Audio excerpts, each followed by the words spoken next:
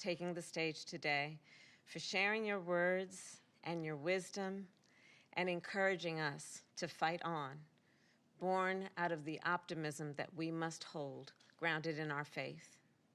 I also want to thank members of Congress who are there and part of this important occasion, including your own Reverend Raphael Warnock, and the members of our administration who are part of this, state and local leaders, activists and organizers, for coming together on this very special day in this most special place. As some of you know, last week I was honored to once again visit your historic sanctuary, together with members of the King family.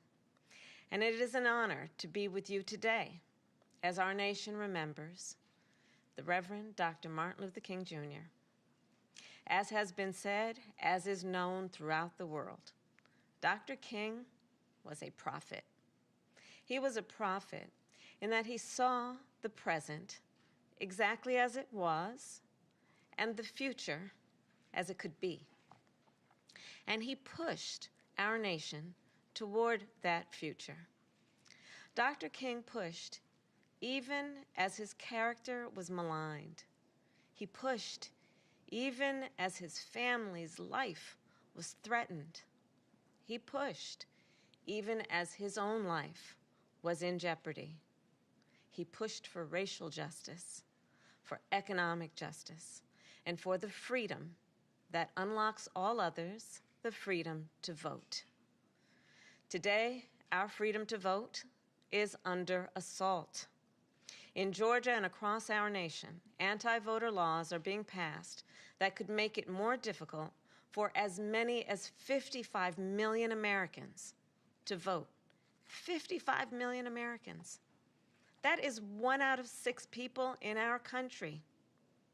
And the proponents of these laws are not only putting in place obstacles to the ballot box, they are also working to interfere with our elections, to get the outcomes they want, and to discredit those they do not.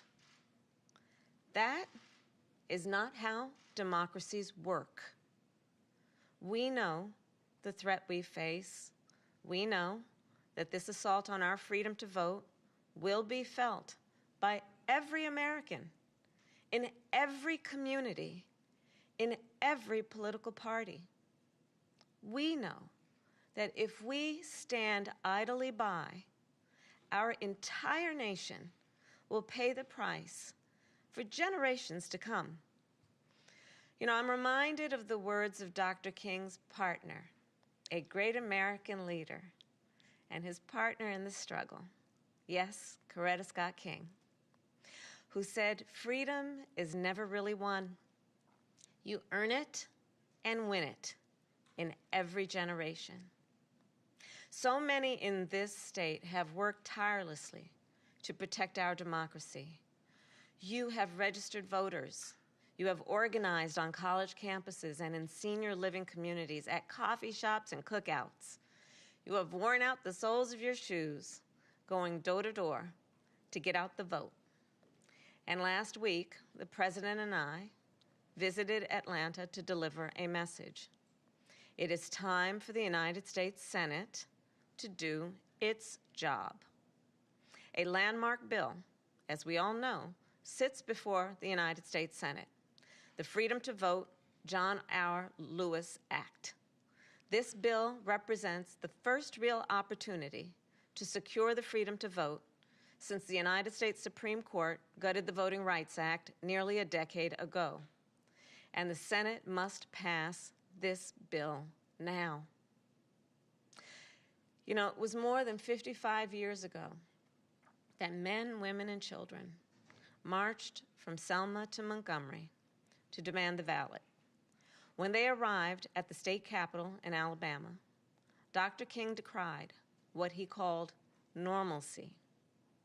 The normalcy, the complacency that was denying people the freedom to vote.